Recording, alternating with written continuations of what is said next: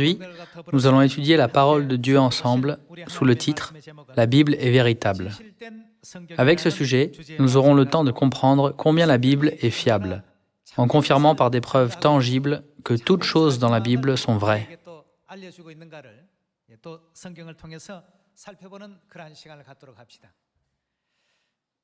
Nous vivons sur la Terre, une petite planète. Sur cette petite planète d'un diamètre d'à peine 12 760 km, 7 milliards d'habitants habitent ensemble.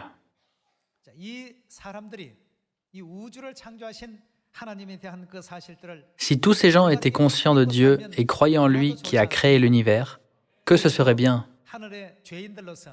En vivant sur cette terre, la ville de refuge, si nous, les pécheurs célestes, nous repentions de nos péchés, si tout le monde retrouvait le royaume des cieux, rien ne serait plus joyeux que cela. Mais malheureusement, beaucoup de gens ne le font pas.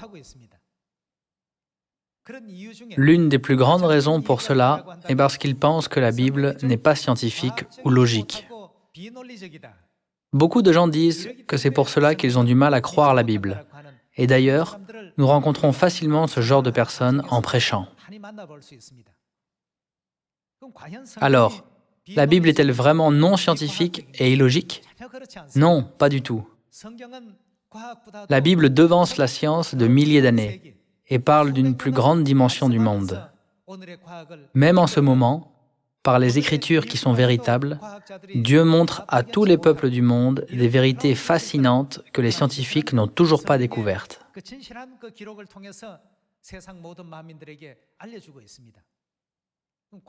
Comparons un peu la science et la Bible. D'après la science, on bâtit d'abord une hypothèse. Si, après beaucoup d'expériences, cette hypothèse se vérifie par des preuves positives, elle est acceptée comme une théorie admise. Et c'est là qu'on dit « c'est bien scientifique ». La théorie est alors publiée dans des conférences ou dans des magazines scientifiques. Et c'est ainsi qu'elle se transmet enfin au public comme sens commun.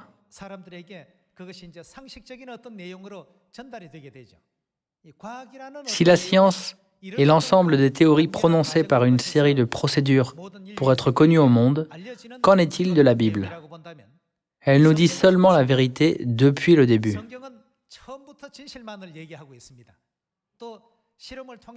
Même pour le cycle de l'eau, la Bible en témoigne déjà depuis des milliers d'années, sans avoir fait les expériences.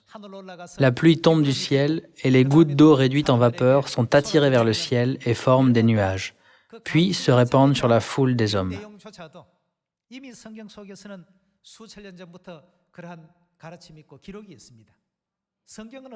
La Bible n'est pas une hypothèse. Elle nous montre la vérité sincère depuis le début. Elle ne s'appuie pas sur les expériences ou les recherches des hommes. La Bible est véritable dans son commencement, dans son milieu ainsi que dans sa fin. La Bible est vraie pour l'éternité. En revanche, pour la science, même si une théorie est établie, qu'advient-il avec le temps? Au fur et à mesure que les gens acquièrent plus de connaissances, la théorie admise peut être renversée ou changée. Par exemple, le géocentrisme. Il y a eu un temps où les gens croyaient que l'univers était centré sur la Terre et que le Soleil, la Lune et les autres planètes dans le système solaire, comme Vénus, Mercure, Jupiter et Mars, tournaient autour d'elle. Ceci a servi à la connaissance scientifique prédominante à l'époque. Mais que s'est-il passé au fil du temps? On en est venu à voir que c'était faux. Les gens disent maintenant que l'héliocentrisme est vrai. D'une telle manière, des théories scientifiques peuvent changer ou être modifiées. Cependant, qu'en est-il des paroles de Dieu? Bien qu'elles soient dites il y a des milliers d'années, avez-vous vu qu'elles changent? Une fois prononcée, la parole de Dieu dure éternellement. Il n'y a dans la Bible aucun commentaire ajouté pour rectifier un verset parce qu'il s'est révélé faux par une expérience. Néanmoins, la plupart des gens dans ce monde comptent plus sur la parole des scientifiques que sur la parole de Dieu. Que c'est dommage. Dieu dit la vérité depuis le tout début et il dit la vérité aujourd'hui aussi. Il demeure dans la vérité pour l'éternité. C'est pourquoi on peut dire que Dieu est la vérité même. Alors, aujourd'hui, nous allons vérifier si vraiment la Bible est non scientifique, irréelle et illogique ou pas. Le meilleur moyen de le voir sera d'examiner la Bible. Allons voir Job, chapitre 26. Le livre de Job a été écrit il y a environ 3500 ans. Il étend le septentrion sur le vide. Que veut dire sur le vide? Dans l'univers. Et que fait-il de la terre? Il suspend la terre sur le néant. La Bible dit que Dieu suspend la terre sur le néant. C'est une description à laquelle on ne peut jamais donner la raison par la connaissance scientifique d'il y a 3500 ans. Comme vous le savez bien, jusqu'à ce qu'Isaac Newton découvre la loi de la gravitation universelle, personne n'était capable de comprendre cette parole de Dieu. Personne ne pouvait donner d'explication scientifique sur le fait que les planètes flottent dans l'espace par une certaine force d'attraction tirant les unes sur les autres.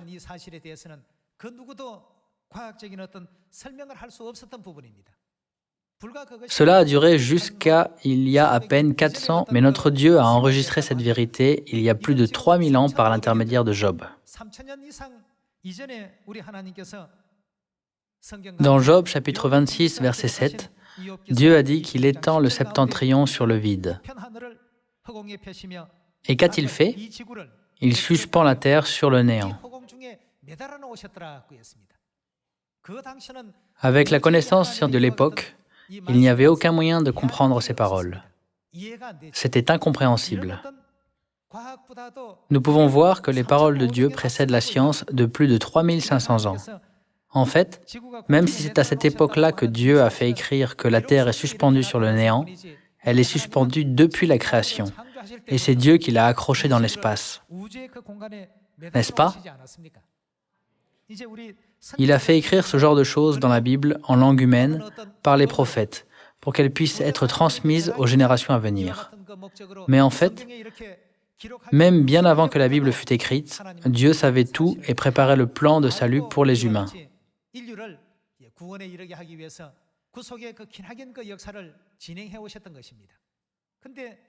Par contre, cela ne fait que quelques centaines d'années que la science a découvert que la Terre est suspendue dans l'espace. La connaissance scientifique de l'homme est si réduite. Malgré cela, les gens disent des propos insensés tels que « La Bible est non scientifique et illogique ». C'est vraiment dommage, n'est-ce pas? Le témoignage de la Bible ne s'arrête pas là. Voyons Job, chapitre 36, verset 24. « Souviens-toi d'exalter ses œuvres, que célèbrent tous les hommes. Tout homme les contemple, chacun les voit de loin. Dieu est grand, mais sa grandeur nous échappe. Le nombre de ses années est impénétrable. Il attire à lui les gouttes d'eau. Il les réduit en vapeur et forme la pluie. Les nuages la laissent couler. Ils la répandent sur la foule des hommes. » Dieu parle maintenant du cycle de l'eau. En quelle substance l'eau change-t-elle quand elle s'évapore? L'eau qui se trouve dans la mer et partout autour de nous change en vapeur. La Bible l'exprime comme ce qui est écrit. Il attire à lui les gouttes d'eau. Il les réduit en vapeur et forme la pluie. Les nuages la laissent couler. Ils la répandent sur la foule des hommes. La vapeur se transforme dans l'air en fragments de glace et forme des nuages. Puis, selon la température qui convient, elle retombe sur les hommes qui sont sur la terre. Et l'eau à la surface de la terre monte au ciel, où elle se condense de nouveau et se répand sur la foule des hommes.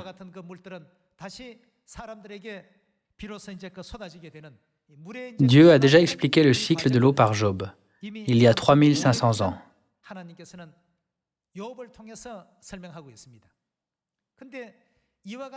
Cependant, il a fallu attendre jusqu'au XVIe et XVIIe siècle pour que les hommes le découvrent et l'expliquent de manière scientifique. Il y avait les scientifiques français nommés Perrault et Mariotte. Ils ont remarqué que le niveau de la Seine reste inchangé dans une certaine mesure et publié leurs études dans le monde de la science. C'est à partir de ce temps-là que les gens ont enfin compris comment la pluie tombe et circule. L'eau à la surface se transforme en vapeur, puis en nuages dans l'air, avant de se répandre à nouveau sur les hommes sous forme de pluie à la température adéquate.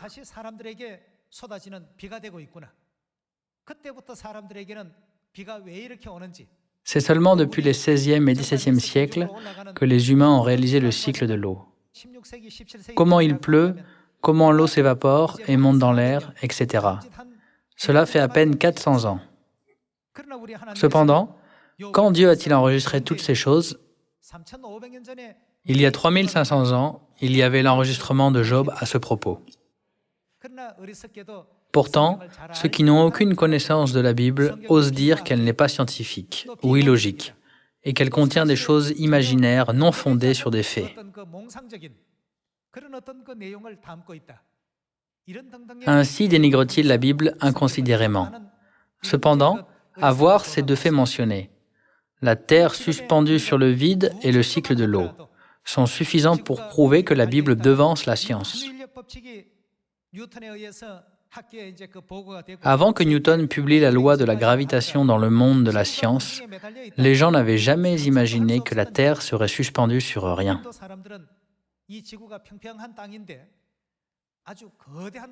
Les Indiens pensaient autrefois que la Terre était plate, posée sur le dos d'une tortue géante.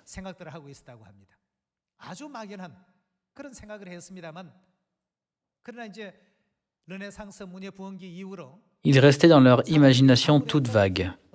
Après la Renaissance, les hommes ont commencé à se réveiller petit à petit de leur profonde ignorance. Beaucoup de scientifiques ont commencé à se questionner dans leur vie quotidienne. Comment la pluie tombe-t-elle? Où toute cette quantité de pluie est-elle stockée avant de tomber comme ça? Puisque les gens avaient ce genre de questions, la science a commencé à se développer pour leur apporter des réponses. Cela fait seulement 400 ans que l'humanité est parvenue à avoir la connaissance scientifique sur le système automatique créé par Dieu.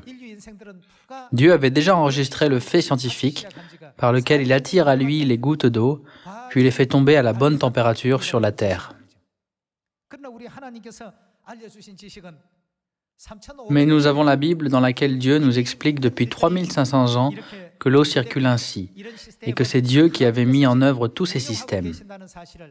La science a beau se développer, elle ne peut pas rattraper la Bible qui la devance de loin. Dieu a prophétisé des choses qui devraient se passer dans ce monde. Bien que les gens vivant à l'époque ne soient pas en mesure de les comprendre, les générations d'une époque d'après réalisent tardivement la parole de Dieu, et à vous. Toutes les paroles de Dieu sont correctes. Aucune de ces paroles n'est négligeable. Ces paroles étaient véritables et parlent de ce qui finit toujours par s'accomplir. Ils s'en rendent compte à retardement.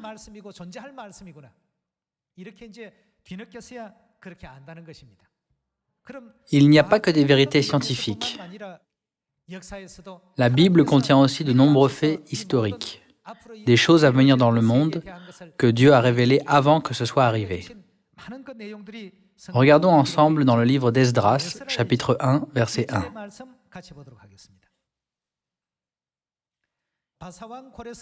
La première année de Cyrus, roi de Perse, afin que s'accomplisse la parole de l'Éternel prononcée par la bouche de Jérémie, l'Éternel réveilla l'esprit de Cyrus, roi de Perse, qui fit faire de vive voix et par écrit cette publication dans tout son royaume. Ainsi parle Cyrus, roi des Perses. L'Éternel, le Dieu des cieux, m'a donné tous les royaumes de la terre, et il m'a commandé de lui bâtir une maison à Jérusalem, en Juda. Le Dieu d'Israël, c'est le Dieu qui est à Jérusalem. Comme nous avons étudié dans le livre de Daniel, la Perse est le royaume des Mèdes et des Perses.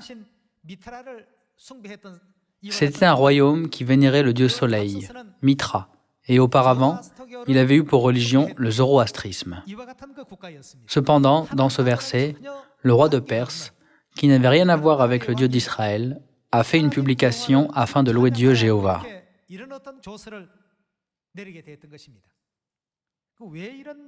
Qu'est-ce qui lui a permis de faire ainsi? Cet événement concernant Cyrus, le roi de Perse, a eu lieu en 536 avant Jésus-Christ. Il y a 2500 ans, pour quelle raison le roi de Perse, Cyrus, qui ne croyait pas en Dieu, a-t-il publié une proclamation qui fait construire le temple de Dieu à Jérusalem en Judée? Reprenons le verset 3. Qui d'entre vous est de son peuple? Que son Dieu soit avec lui, et qu'il monte à Jérusalem en Juda, et bâtisse la maison de l'Éternel, le Dieu d'Israël. C'est le Dieu qui est à Jérusalem. En disant de construire le temple de Dieu, Cyrus l'a soutenu sur le plan matériel, et a même libéré les Israélites qui étaient retenus captifs à Babylone. Tout cela était pour leur faire construire le temple de Dieu. N'est-ce pas incroyable?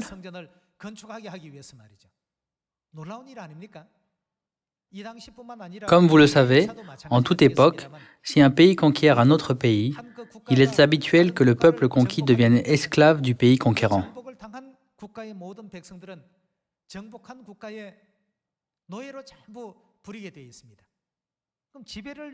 Quand Cyrus a conquis la Babylone, il y a trouvé les Israélites vivant là, étant captifs.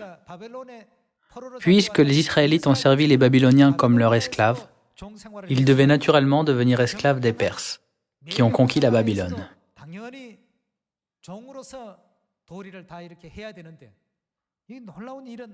Ici, ce qui est incroyable, c'est que Cyrus ne l'a pas fait. Qu'est-ce qu'il a fait? Il a libéré tous les Israélites. Cet événement reste ironique même pour les historiens. En d'autres termes, Cyrus n'a pas joué le rôle de conquérant pour les Israélites, mais a émancipé le peuple d'Israël qui gémissait sous l'oppression comme esclave. Enfin, on dirait qu'il a travaillé comme un libérateur. En général, les empereurs réduisent en esclavage les peuples qu'ils ont conquis et les font travailler dur pour le pays conquérant. C'est ce qui arrive habituellement. Néanmoins, au lieu de réduire en esclavage les Israélites, le roi de Perse les a libérés, en espérant qu'ils adorent Dieu et construisent le temple de Dieu.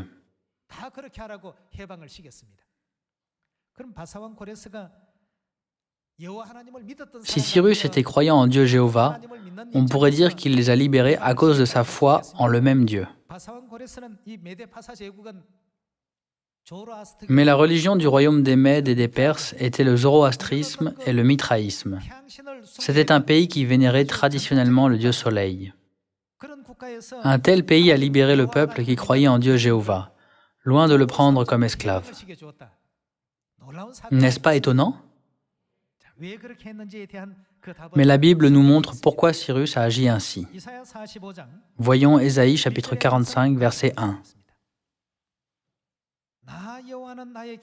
Ainsi parle l'Éternel à son oint, à Cyrus, qu'il tient par la main, pour terrasser les nations devant lui, et pour relâcher la ceinture des rois, pour lui ouvrir les portes, afin qu'elles ne soient plus fermées.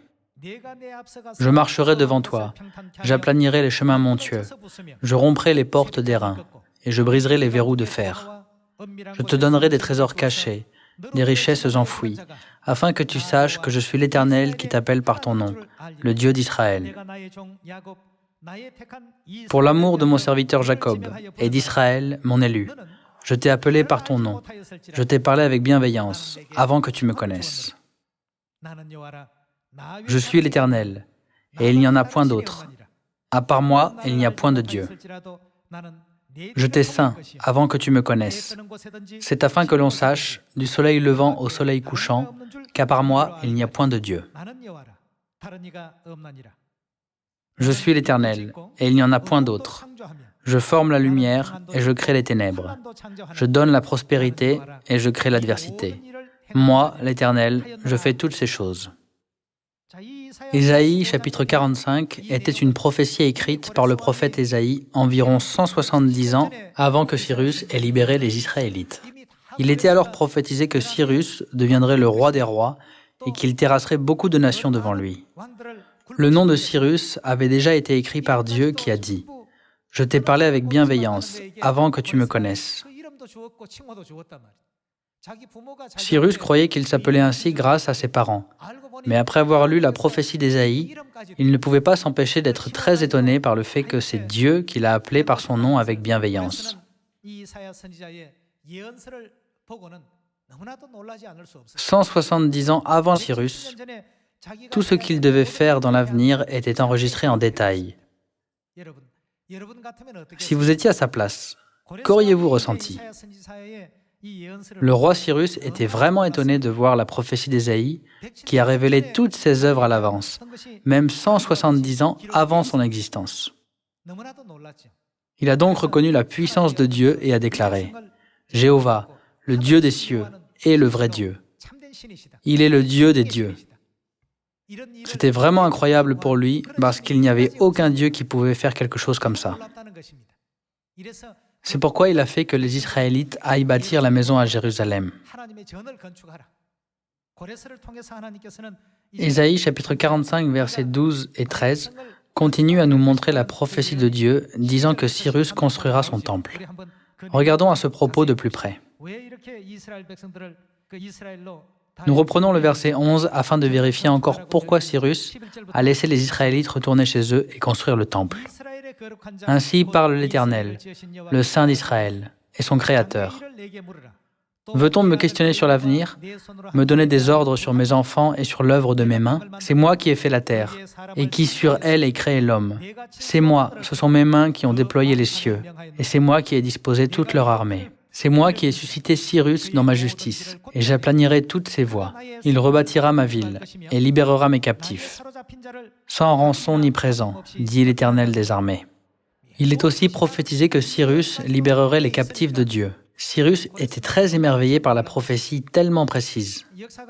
Si les historiens avaient étudié la Bible davantage et qu'ils connaissaient la vérité, ils auraient pu comprendre quel genre de changement psychique avait lieu chez Cyrus, grâce à la prophétie sur lui dans le livre d'Ésaïe, écrite 170 ans avant Cyrus.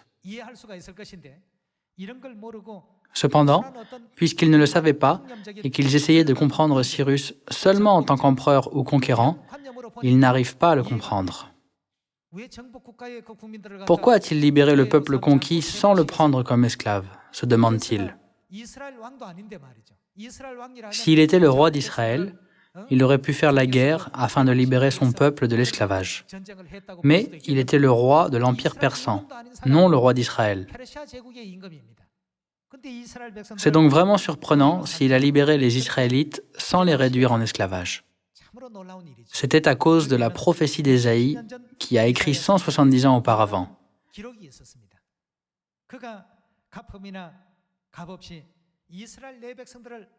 Il rebâtira ma ville et libérera mes captifs, mon peuple d'Israël, sans rançon ni présent.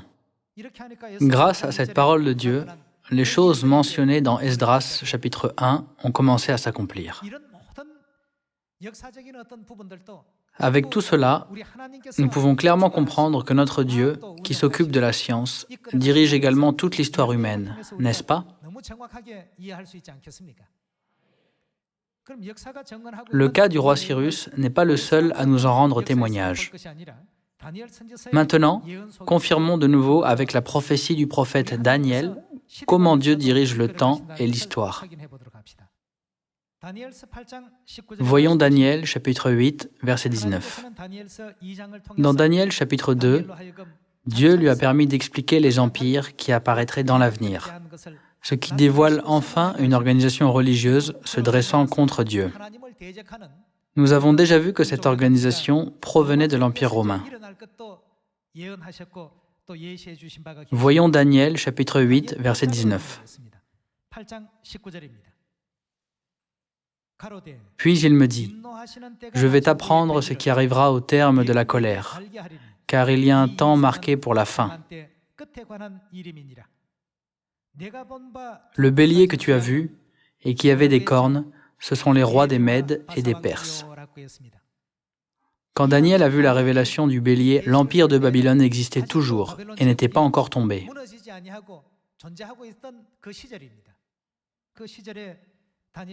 À cette époque, Dieu fait savoir à Daniel par l'ange comme ce qui suit.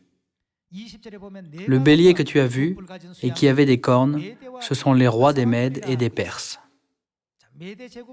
C'était avant que l'empire médo-perse conquiert la Babylone. Verset 21. Le bouc, c'est le roi de quel pays? Le roi de Grèce. Javan signifie la Grèce. Quand nous pensons à la Grèce, nous en venons à parler du fameux roi Alexandre le Grand, très connu dans l'histoire du monde. Le bouc, c'est le roi de Javan. La grande corne entre ses yeux, c'est le premier roi. Les 4 cornes qui se sont élevées pour remplacer cette corne brisée, ce sont 4 royaumes qui s'élèveront de cette nation, mais qui n'auront pas autant de force. Ceux qui ont étudié la prophétie de Daniel 2 et 7 se rappelleront cette partie. Vers la fin de l'époque babylonienne, il est déjà prédit le royaume à venir. Que représente le bouc ayant les cornes? Les rois des Mèdes et des Perses. Nous avons déjà appris que l'empire des Perses a conquis l'empire babylonien en agrandissant leur territoire, quand nous étudions la prophétie de Daniel 7. Et ici, dans le chapitre 8, c'était représenté comme le bélier qui prophétise que le roi des Mèdes et des Perses s'élèverait. Verset 21. Le bouc, c'est le roi de Javan. Maintenant, cela explique Alexandre le Grand qui apparaît en Grèce. La grande corne entre ses yeux, c'est le premier roi. C'était Alexandre le Grand. Il commença son expédition à l'âge de 25 ans et conquit beaucoup de pays par les batailles, pendant une courte période de 8 ans, jusqu'à ce qu'il ait 33 ans. Il créa ainsi un énorme empire qui s'est étendu sur les immenses territoires à partir de la Macédoine jusqu'à l'Inde. Alexandre le Grand, bien qu'il soit puissant, est mort rapidement après avoir conquis un tel vaste territoire. Mais après sa mort, l'empire a été disloqué. En combien de pays a-t-il été divisé exactement? Le grand empire fut divisé en 4, rien de plus, rien de moins, par les 4 généraux d'Alexandre qui lui ont succédé: Cassandre, Séleucus, Lysimaque et Ptolémée. La Bible décrit que les 4 cornes se sont élevées. Comme vous le savez, Daniel a vécu au temps de Babylone. En vivant à l'époque de Babylone, comment était-il possible de savoir que la Grèce, l'empire d'après, serait divisé en 4 ou en 5 ou encore en 10? Nous pouvons donc savoir qu'il y a quelqu'un qui conduit l'histoire selon sa providence, pour que les prophéties s'accomplissent très exactement. Puisque toutes choses sont guidées dans la providence de Dieu, Daniel pouvait prédire qu'un empire nommé Grèce apparaîtrait, même avant son apparition. Le nom de Javan, Grèce, avait déjà été prononcé au temps de l'empire babylonien où Daniel vivait. Qu'est-ce que vous en pensez? La Bible est-elle non scientifique? Ne s'accorde-t-elle pas avec l'histoire? Personne n'est capable de prédire ou de prophétiser ce genre de choses, mais elle nous montre clairement les prophéties parfaites. De qui sont ces paroles? La Bible est la parole de Dieu. Dieu précède tous les principes de la science et il nous a fait connaître les prophéties les plus importantes. Nous pouvons suffisamment comprendre que chaque étape de l'histoire et toutes les œuvres sont menées par la main de Dieu, dans la prophétie de Daniel 8, Ésaïe 45 et Esdras 1. Maintenant, nous ne pouvons pas nous empêcher de réfléchir au royaume des cieux où nous irons dans l'avenir. Jusque-là, nous avons vu que la science, l'histoire et toutes choses ont été faites par la volonté de Dieu. Il nous a précisé la vérité de la science et de l'histoire. Surtout, on pourrait dire que l'essence de la prophétie est Daniel 7, n'est-ce pas? La petite corne est apparue pour arracher les 3 cornes, les 3 royaumes parmi les 10. C'était vraiment le travail incroyable de Dieu. Je n'ai plus besoin d'en parler de nouveau parce que vous avez tous déjà étudié à ce sujet. Mais en considérant tout cela, comment pouvons-nous dire que Dieu n'existe pas, qu'il n'y a pas le royaume des cieux? Sans le moindre doute, notre Dieu existe vraiment. S'il n'existe pas, comment pourrait-on expliquer tous les faits scientifiques qui surpassent les connaissances humaines, ainsi que chaque époque de l'histoire menée d'une telle manière? Si ce n'est pas Dieu, qui pourra faire tout cela? C'est vraiment l'œuvre merveilleuse de notre Dieu.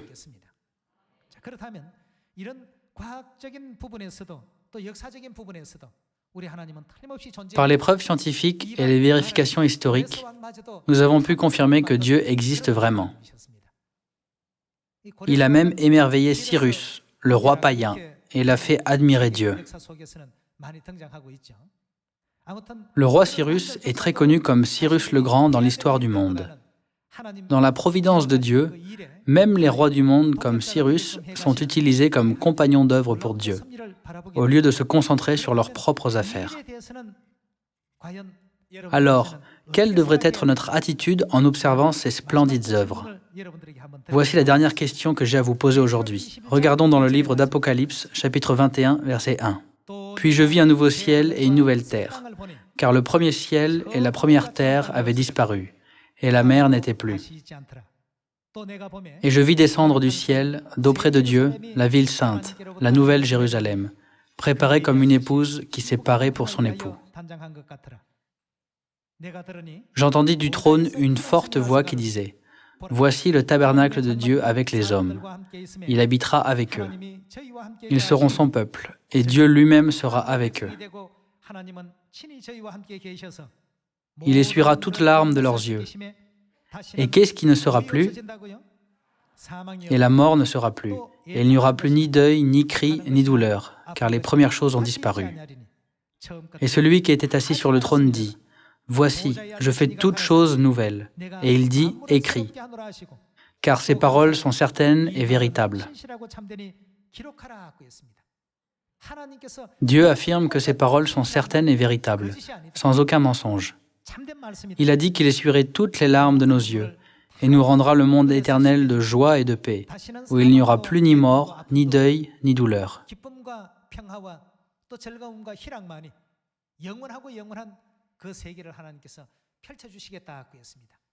D'après notre vérification, qui a dirigé jusqu'à aujourd'hui toutes choses en incluant l'histoire et la science? Les gens en prennent conscience petit à petit en ce moment. Après que 3000 bonnes années sont passées, les gens commencent à réaliser « Oh, c'est vrai que Dieu a créé le monde. Ce qui est enregistré dans la Bible est vrai et il n'y a rien de faux. » Ceux qui vivaient au temps de Job n'avaient aucun moyen de le comprendre avec leurs connaissances scientifiques. Job n'était pas différent. Il a simplement écrit le livre, poussé par le Saint-Esprit de Dieu. Cependant, tout ce qui est écrit s'avère juste de nos jours. Repensez au témoignage du prophète Ésaïe, écrit 170 ans avant Cyrus. Personne ne connaissait alors qui était le roi Cyrus. Or, 170 ans après, Cyrus, le roi de l'Empire perse, est apparu et a libéré tous les Israélites retenus captifs en Babylone, en leur ordonnant de construire le temple de Dieu. Ensuite, par le prophète Daniel qui vivait au temps de Babylone, Dieu a prophétisé avec l'explication détaillée que l'Empire grec apparaîtrait des centaines d'années plus tard. Avec ce genre de témoignage, nous pouvons constater à quel point la Bible, la parole de Dieu, est certaine et véritable. L'Apocalypse chapitre 21 est aussi une partie de la Bible, n'est-ce pas? Dieu a scellé sa parole tout en disant « Ces paroles sont certaines et véritables. » Puis il a dit « Vous ne souffrirez plus des chaînes de mort. Il n'y aura plus de douleur ni de cris dans le monde où vous allez. »